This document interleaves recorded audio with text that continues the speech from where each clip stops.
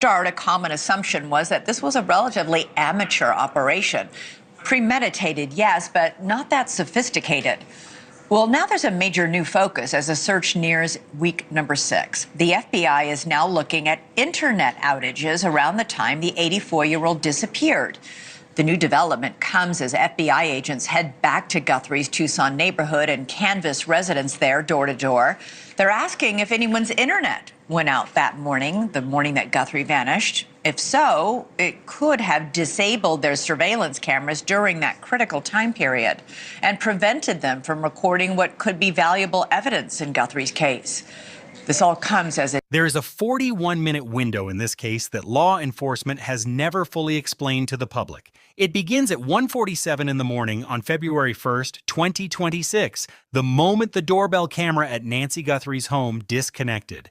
Not failed, not malfunctioned, disconnected. Someone made that happen. It ends at 2:28 a.m., the moment Nancy Guthrie's pacemaker stopped syncing with her phone. 41 minutes, an 84-year-old woman alone in a house in the Arizona desert, while a masked and armed individual was somewhere on or near her property. 41 minutes between the camera going dark and the signal from her heart going with it. Nobody has told us what happened in those 41 minutes. And in a case where the forensic science is still sitting in a lab in Florida, in a case where the crime scene has been released back to the family and the car has been released back to the family and no suspect has been publicly named, that 41-minute window is where everything lives. January 31st, 2026.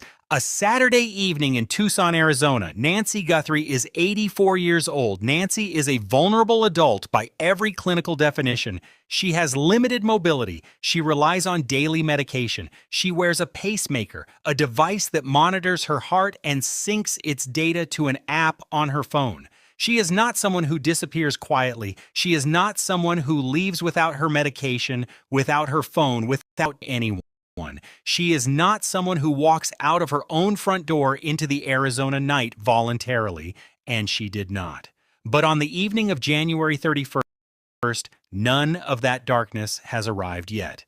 On that evening, Nancy Guthrie does what she apparently loved to do. She goes to dinner with her family. She arrives at Annie's house at 5:32 in the afternoon. Dinner is served. Games are played. The evening unfolds the way family evenings do, slowly, warmly, with